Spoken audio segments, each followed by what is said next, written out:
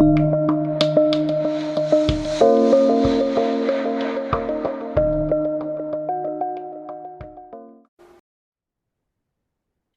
everyone, Pam Gregory, astrologer.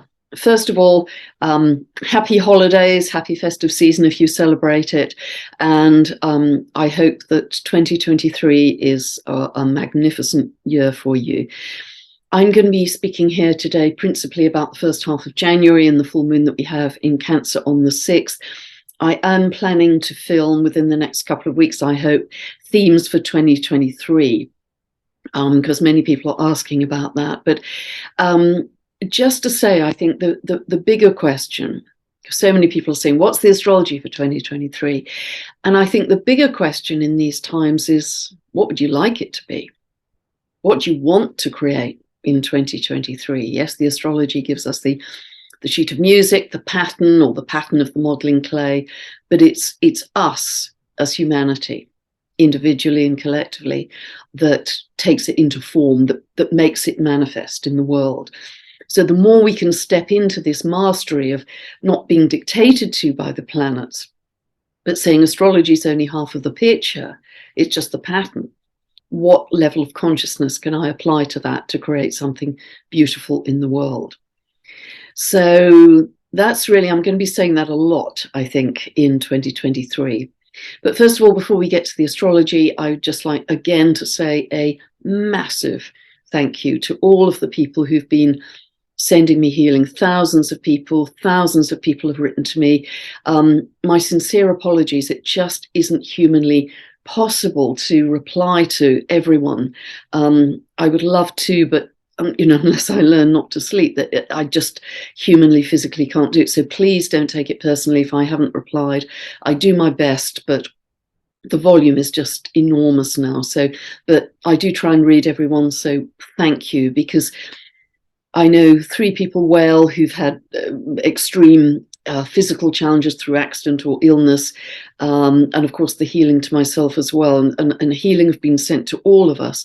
And it's really been miraculous, absolutely miraculous, to see the changes. And I truly feel like I'm living in the miracle zone right now. My knee has made incredible progress, really, in the last 4 weeks from where I was, because I'm walking without sticks, and I couldn't have imagined that just 4 weeks ago. So thank you, thank you. And the bigger picture of this is, it's really struck me with the 3 people I know pretty well and myself that this is when we are a magnificent force as humanity when we come together. We come together in love, not knowing the other people who are joining that group, that focus, but we focus our attention, intention, love, and healing on particular individuals, and we create miracles. This is a big part of New Earth. We're doing it for free. We're doing it out of big heart love. And this is what we're going to create moving forward. So, and we can do that for any aspect of New Earth. So really see that not just as helping me or others, and I'm deeply, deeply grateful for that, but see it in the bigger picture of what a magnificent force of humanity we are, how much power we have to create good in the world when we come together. And I've just been kind of bowled over, really knocked out by all that. As I say, I won't talk in detail about 2023 in this video, but just to say it will be a very fast moving year. We will see a lot more change in 2023 than we had in the previous 3 years. It's almost like 2020 and 2021 were sort of striking a monotone. Saturn-Pluto, contraction, lockdown. We were all in the same place. Through 21 and 22, we then had Saturn square to Uranus. I've talked a lot about in this battle between the old world and the new. But as we move into 2023, we're going to see some very significant changes of outer planets changing signs, some of them for the rest of our lives in some cases. The nodal axis changing signs, so we're going to see a lot more changeable energy to propel us forwards in our evolution as we move through 2023. But it will be fast moving. I think particularly the first 5 months with Jupiter in Aries are going to be extraordinary. The second half of January, after the 22nd, when Uranus moves direct, I'll talk more about that in the next video, will be really gathering momentum. In this first half of January, yes, we've got a great deal happening, but it really gathers pace in that last week of January and beyond. We are on more individual timelines, I believe, than we have ever been before. And we are self-selecting those by our frequency. I've said this before. Nobody is forcing us onto those timelines, because it's very much an inner process of am I living in love? Am I living in joy? Am I living in fear? You know, what's my inner state? Because it's your inner state that determines your frequency, that determines which timeline you're on. And to keep it really simple, if you want to be on the highest timeline, choose love. Choose love every time. It's really simple. And we're, I think, all aware that there are two very broad collective timelines happening right now. One is based on fear and the other is based on love. And I'd really encourage you to join the love camp, because we are going to bring New Earth into manifestation much faster the more of us do that. Ultimately, we're going to be moving to unity consciousness. We're all going to be coming together. And I can't give you a time scale on that, but that's our ultimate destination with this. So let's get into the detail of January. We start January with a very tight conjunction between Jupiter and Pluto. And so this is Jupiter is at 28 degrees of Capricorn, Pluto at 27, so very tight conjunction. If this is falling in your 5th house or 7th house of important relationships, then you may experience in those relationships control or power play or manipulation or jealousy or possessiveness, that kind of thing. And the issue for you there will be, do I stay with security, even though it's a bit suffocating, or do I move into freedom? If it is falling in your 5th house and you're not in a relationship, then it can bring a very intense love affair, karmic, known this person for 1,000 years, into your world, and that may feel very fated for you. If you don't know what I'm talking about and where these degrees fall in your chart, you can very easily get a free birth chart downloaded from my website, and then if you go to this link below, you can get a 2-part video series that will take you from zero to help you to identify where all of these places are that I talk about in every update and what it means for you. And that will be the beginning of your astrological journey. So not only do we have this intensity, oh no, by the way, this can also manifest in terms of stock markets and currencies, because Venus represents stock market and currencies and Pluto is big money. There could be secrets coming to light around big money, but also possibly some financial volatility or turbulence around currencies at this time. And also this is emphasizing, this conjunction, a fundamental change in values that is reinforced by Uranus moving through Taurus till 2026. We are all going through a fundamental change of values from, as I call it, territorial materialism into humanity coming together, connecting, sharing, community, collaboration. That is absolutely where we are headed in our future. Decentralization. But right at the beginning of January as well, we have a semi-square, hard aspect between Mars and Eris. Now, Mars is still retrograde, which means it's closer to the Earth. So the symbolism of Mars, think of the myth god of war, is felt more strongly. It's also out of bounds until May. When a planet is out of bounds, it's beyond the normal 23 degrees north or south of the ecliptic, and it tends to express in a more kind of out of control or more extreme way. So Mars is strong. Even though it's in Gemini, which isn't a very natural fit for Mars, its symbolism is strong. And in the semi-square to Eris, Eris is known as the warrior sister of Mars. And she, in myth, was the one who wasn't invited to the wedding at Mount Olympus, the only one. So she turned up anyway and created mayhem, because she does represent demands, feisty demands. It's a feisty few months, the first 5 months of 2023. Her demands are for total social inclusion. Everybody needs to be heard. Everybody needs to be included. Nobody as an outsider, as she was made to feel. So both of these coming together are demands for recognition of individual rights that are very strong. This is reinforcing big themes as we go through 2023 around human rights and civil rights. That isn't just for 2023. It will continue for some years with Pluto in Aquarius. Big demands for human rights and civil rights in a bigger way to be recognized. Look at Iran, look at Brazil, look at Germany, 130 protests recently. Look at the Netherlands, what's happening there. Look at Peru. All of these places are exhibiting Aquarian energy or Uranian energy. Uranus rules Aquarius. So this kind of feistiness is very strong.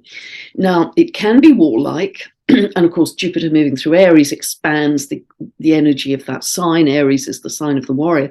It can expand war, but it doesn't have to. This is where we come in to change the timelines. Because if we express that positively as our own courage, bravery, our own sense of independence and individuality, and a big word for 2023 is our own sovereignty, when we express that as our sovereignty, all of those qualities are very positive expressions of the astrology. And when we express the energies positively, there is less energy in the aspects for them to manifest negatively. We pull away from war and we invest it into I'm a sovereign being who lives peacefully and lovingly in the world. Very different. And we choose. Nobody chooses for us. Every single one of us individually chooses that. The same day, on the 1st, we have the moon conjunct Uranus. So again, rebellion, revolution, very much emphasizing that energy. The other aspect, which we have right at the beginning of the year, in the first few days, and continues into the full moon on the 6th, is a tight semi-square between Jupiter and Uranus. So again, it's highlighting these two planets. They have parallels. They have many parallels because they are both about freedom. They are both, in a sense, particularly Jupiter, about justice. They're both about the future. They're both about higher consciousness. Jupiter expands our consciousness, and Uranus is about the higher mind, often in a kind of galactic sense. They are both connected to space travel because Jupiter is about very long distance travel. Uranus, again, is the outsider, the galactic, reaching out to the galaxy. And they very much support these themes of human rights and civil rights as we move through 2023. Not only that, not only is Jupiter on the world axis, as I've spoken recently, it's in that very first degree of Eris. Remember, the first 2 degrees of the cardinal signs are the world axis.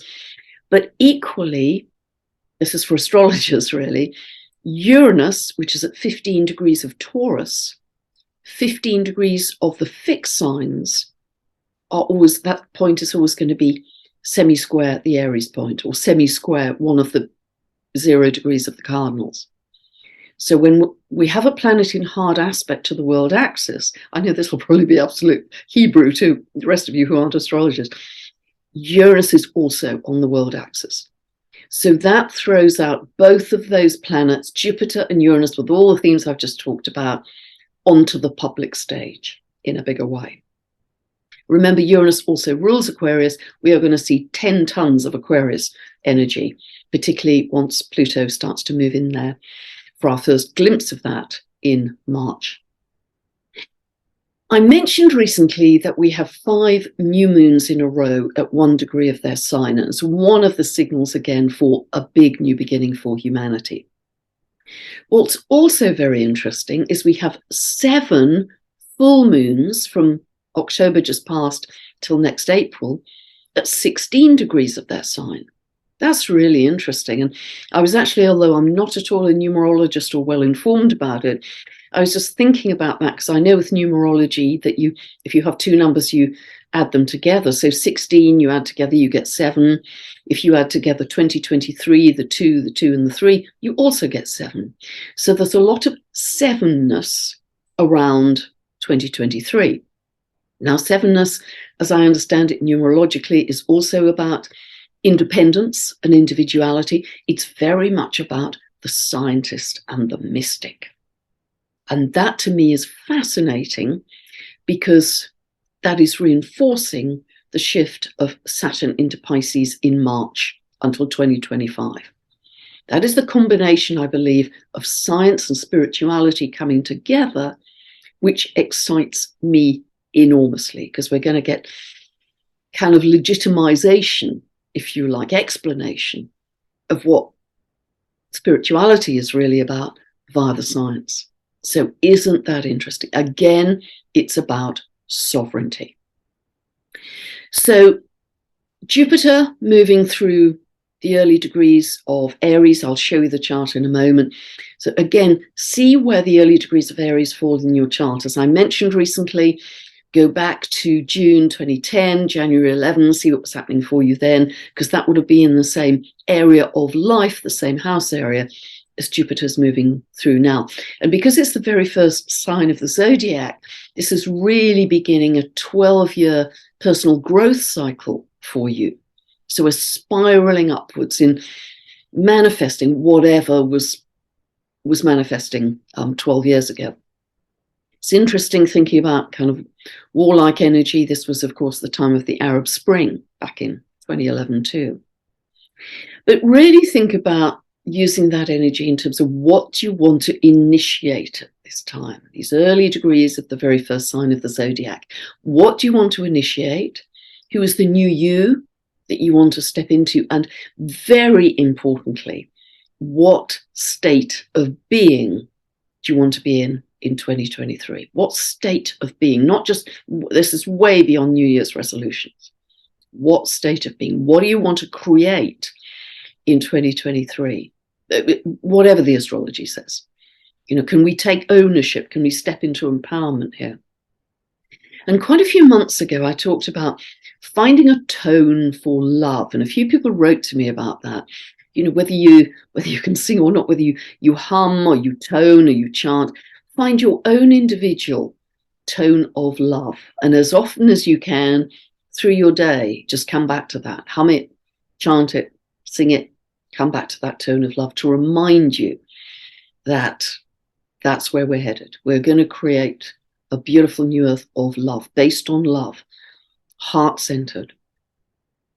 And the other thing to think about is this year, can you be a leader in your own life? You may be a mum at home with young children. Doesn't matter if you have a title or a formal role, but can you be a leader in terms of your own personal integrity and principles? Because integrity is going to be a big word in 2023 as well.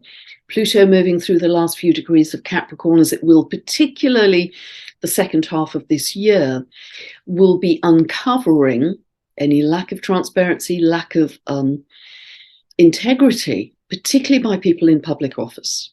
That's going to be huge. That's going to be really, really big. And I know the last 3 years have been incredibly tough for, I think, probably every single one of us. I mean, none of us have swum through this perfectly easily and smoothly. All of us have had suffering, losses, challenges. I've had personal challenges too. You know, nobody is unscathed, but they've been very tough years. And yes, we're standing in the demolition site, as I predicted at the beginning of the year, covered in dust, but we can still feel proud that we have come this far. We truly can. And from this point on for the next decade, it's all about building new earth. Think of the ingredients we're going to put into this. And somebody mentioned this to me the other day, and sadly I can't remember who it was, but I think many of us have seen that amazing Indiana Jones film where everything is burning and crashing and falling to bits behind him, and he can't go back. There's no going back. There's nothing there. It's just demolition. And he has to get across this crevasse to get him to a new place, as it were. And the way he does that is he has to completely trust that the bridge will appear with every step across the crevasse. And he does it.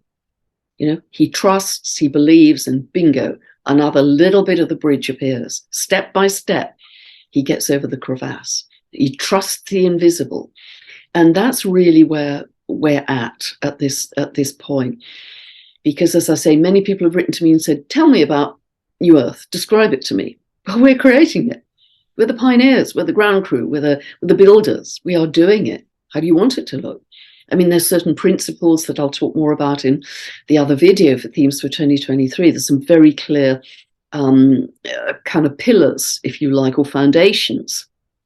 But nevertheless, we are weaving the tapestry around them. And trust the invisible. Look at the healing.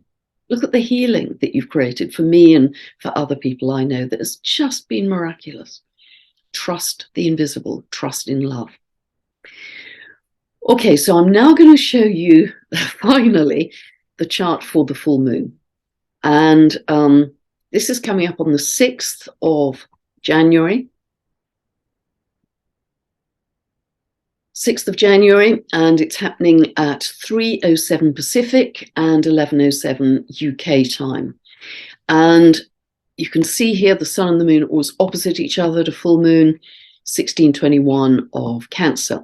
Now, this is set for London, this chart, so ignore the clock face, ignore the houses, just look at where the planets are sitting in the signs and the aspects they have to each other.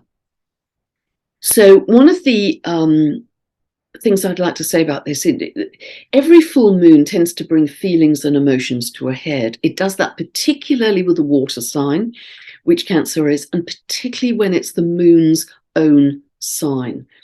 Cancer is an incredibly sensitive, empathetic, sympathetic, caring sign, and it's all about nurturing and instinctively understanding what other people need to feel nurtured, and also having a need for nurturing yourself. This is very motherly energy. This is wanting to hunker down with our loved ones, make sure everybody's safe.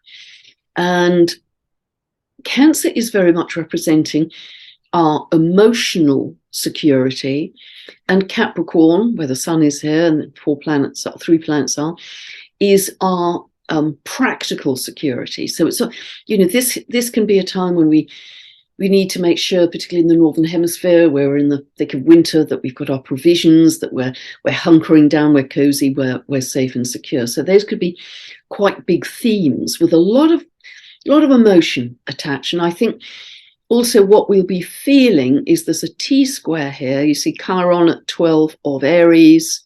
It's a T-square with the sun and the moon. So we may be aware of people who are unwell. We seem to have a lot of sickness around at the moment. People who are unwell, and we want to care for them and nurture them. And equally, we can be starting to discover some amazing healing solutions. There's some incredible technologies coming up at the moment, many technologies that help people heal. And so I think they will be coming more to the fore at this time as well. Now we have Pluto in a long-term square. As you know, I've talked about this really for about the last 2 to 3 years, to Eris. This is Eris here, virtually 24 of Aries, square to Pluto at 27 of Capricorn. So this is the long-running square of Eris being, everybody needs to be represented, the warrior goddess. Everybody needs to be heard, everybody included in society, and demanding that loudly on the street. Discord, chaos, but running up against this top-down authority, control, power of Pluto in Capricorn. But Pluto is moving through the last few degrees. It will finally fully move out of Capricorn in December 2024, as I've mentioned, but for a lot of 2024, it will be in Aquarius. 2024 will only have about 3 months of Pluto in Capricorn. This year, we've got about 7-8 months. So we're going to see 2023 is a very clear year of endings and beginnings, much clearer year of endings and beginnings than we've had in recent years. But the astrological energy is moving towards the beginnings very clearly, green shoots of new earth.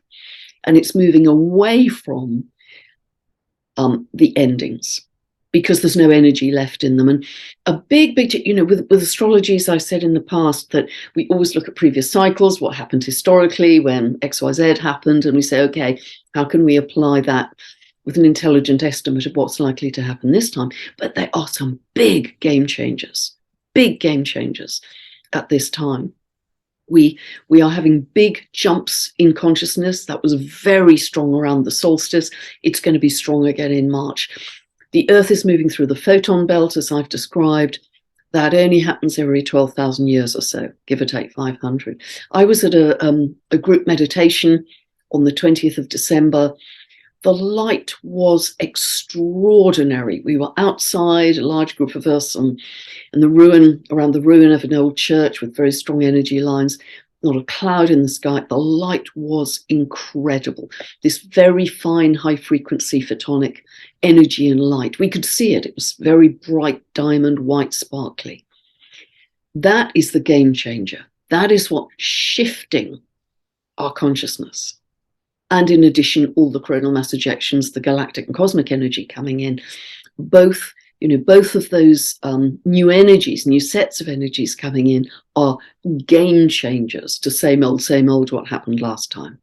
And that's why I have such great confidence that, because they're unstoppable, nobody's going to stop those, that we are really in these big quantum leaps in consciousness going to move rapidly through the next few years to have a totally different perspective on the past, our worldview, our belief systems.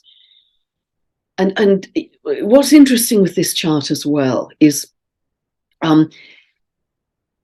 Mars here. So much I want to say.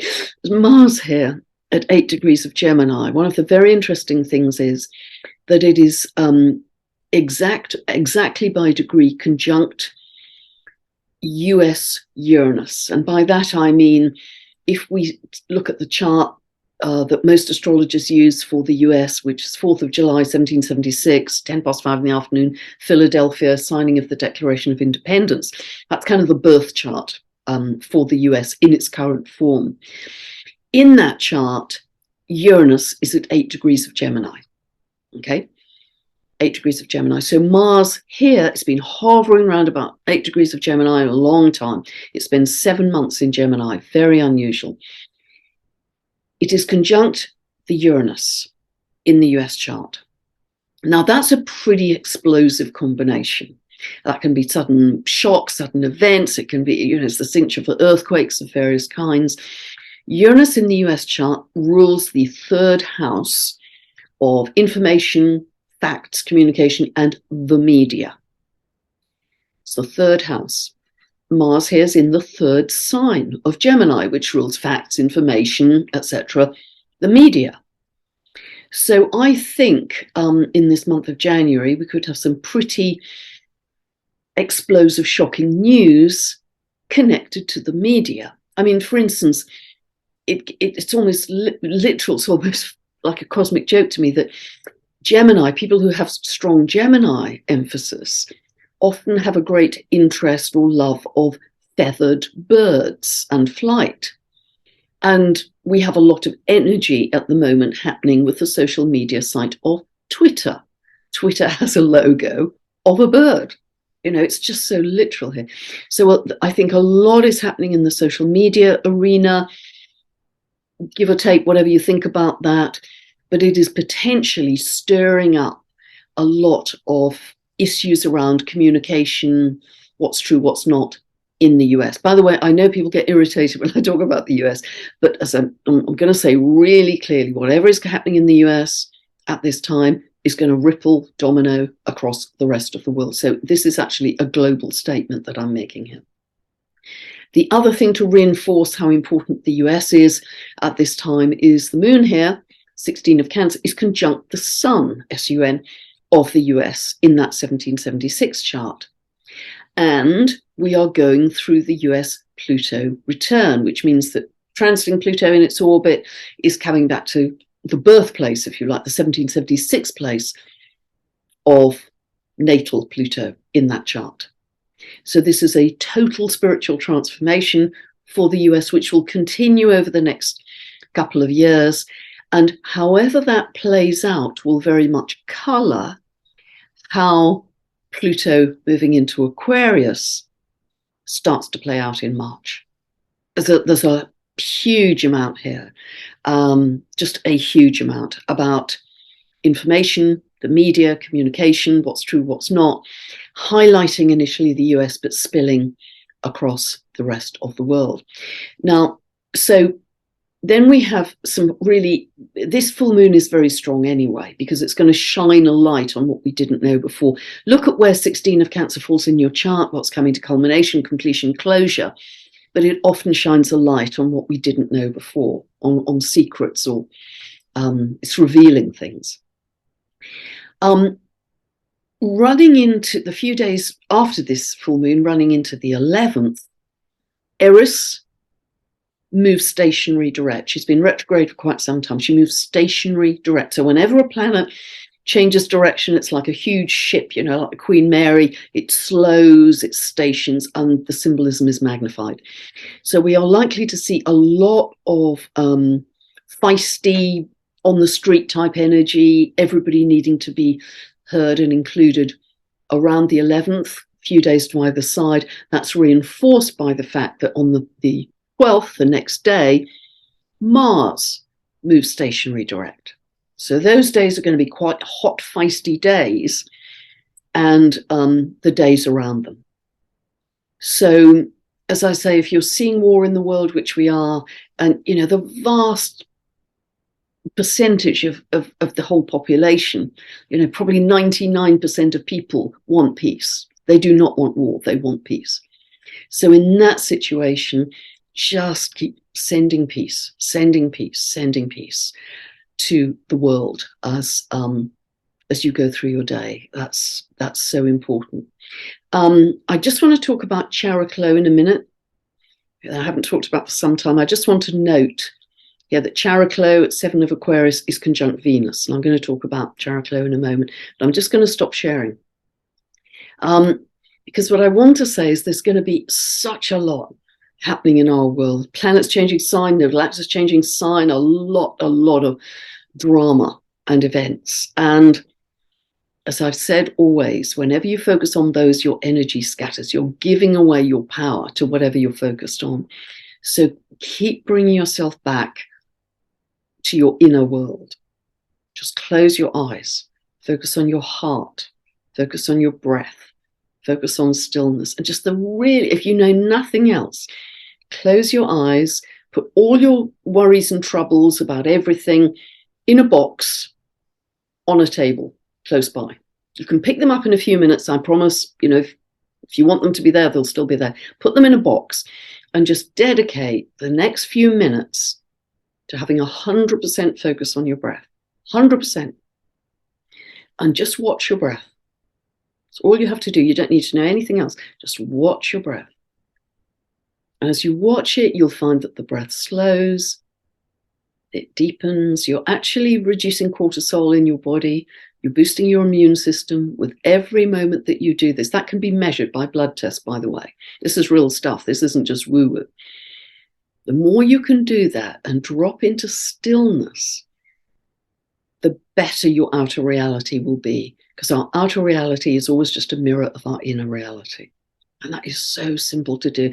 And the more you can do it through your day, and then you can pick up your box of worries if you want to, but I'd suggest that the more you do this, the less worries you actually have. They matter less and less. Really simple. Let me talk now about Chariklo, thinking about stillness. Chariklo has this beautiful symbolism of really being linked to being able to heal by her state of being, by her silence, just by her state of being. She's conjunct Venus here, planet of love. She's very linked, I believe, to the Buddhist ground of being, that permanent state of stillness, that eternal stillness that is always there for us. If we meditate and go deep, that ground of being, which is unchanging. She's very much seen as a soul midwife in transitions of life to death, you know, how the soul transitions, but she's also very linked to shifts in consciousness, that she can aid, she can be a soul midwife in these shifts of consciousness. And we are going through big jumps in consciousness right now. And many of you can feel those really quantum leaps from where we were. We are very different people to 3 years ago. And look in your own life, look in your own friendships, look in your own activities, what interests you. I'd suggest that most of us are very different people to where we were from 3 years ago. So, and just finally, really, whenever you feel, and hopefully you'll feel these a lot through your day, whenever you feel love or peace or gratitude, try and take it back to the collective. Try and say something like, for the highest good of all. You know, I'm feeling gratitude for this wonderful breakfast. Not to dedicate it to, you know, for the highest good of all, that we all may eat wonderful food. And before every public interaction I have, particularly if I'm doing these update videos or an interview or whatever, I will always state, let this be for the highest good of all. Because what we're doing then is not only reminding ourselves to live in a high state of being, but we are building upon the grid of light that is already established across the earth. You are putting bricks and mortar on it every time you say that, for the highest good of all, but you are equally anchoring yourself into that grid of light of new earth. And the more that we do that, remember, it's all for free, it's all invisible, it's all for free, but we are building momentum energetically to new earth. And the more of us do that, the faster it lands on our doorstep as a beautiful new reality. And I'm really passionate about this because I can see how things are changing. And, you know, if you change your frequency to a better state, you will start to attract the people, the opportunities, the circumstances that match that frequency. We are moving into our soul tribes now, with this Aquarian energy of a family of frequency. We are each finding our family of frequency. And we will do that more and more strongly as we move through 2023. Things are going to be about grassroots up, community, collaboration, sharing, coming together as humanity. So big times that we are in, guys. You know, feel honored that you are here as a builder of new earth. So I hope that's helped you. If you'd like more information about my books, my training videos, my long monthly newsletter, just check out my website, pamgregory.com. Have a wonderful full moon in Cancer. And really be clear on your intentions for 2023. What do you want to create that is for the highest good of all? God bless. Have a wonderful transition into 2023. I'll be saying an awful lot more as we move through the coming weeks and months in these huge times. God bless. Thank you so much for listening. And thank you for all your support, your love, and your healing. Bye for now.